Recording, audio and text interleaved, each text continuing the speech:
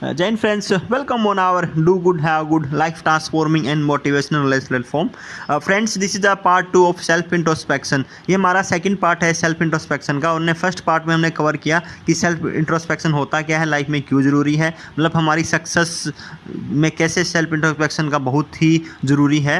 और हमने एक साइकोलॉजिकल जो वायरस है एंगर, उसका हमने कवर किया था कि हमें उसको कैसे चेक करना है, कैसे स्कैन करना अपने माइंड को और कैसे हमें उसको कंट्रोल करना है. सेम आज हम सेकंड जो साइकोलॉजिकल वायरस है लस्ट, आज हम उसको डिस्कस करेंगे. लस्ट मीन्स काम भावना. ये होती क्या है, इसकी वजह से क्या प्रॉब्लम आ रही है लाइफ में और इसको हम कैसे कंट्रोल कर सकते हैं और कैसे हम अपनी सक्सेस को हम बहुत ऊपर तक लेके जा सकते हैं, कैसे हम अपनी लाइफ को ट्रांसफॉर्म कर सकते हैं. आज हम ये डिस्कस करेंगे. लस्ट पहले होता क्या है, लस्ट मीन्स काम भावना. मतलब हम जब भी अपोजिट जेंडर को हम देखते हैं तो अपने माइंड में जो थॉट होता है प्योर नहीं होना ही लस्ट होता है.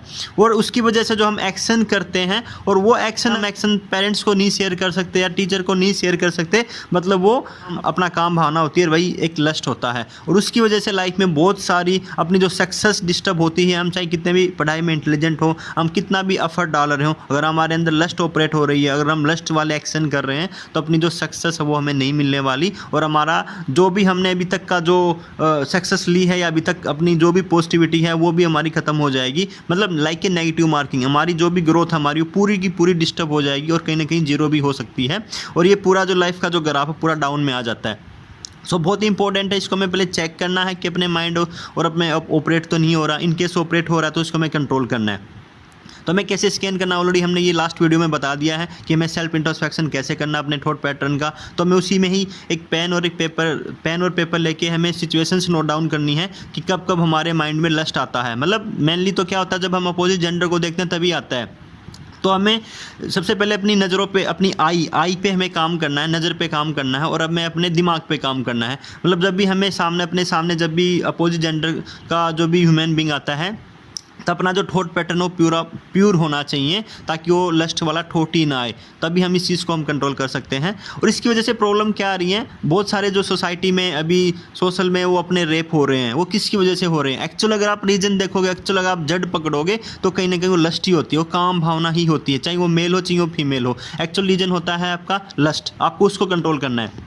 सेकेंड, सोसाइटी में बहुत सारे मर्डर हो रहे हैं. क्यों हो रहे हैं, मान लो लाइफ में किसी ने कुछ एक्शन कर दिया, अगर आप वो बाद में रिवील होने वाला है सीक्रेट तो कहीं ना कहीं मर्डर हो जाता है या मर्डर वाली सिचुएशन बनी रहती है.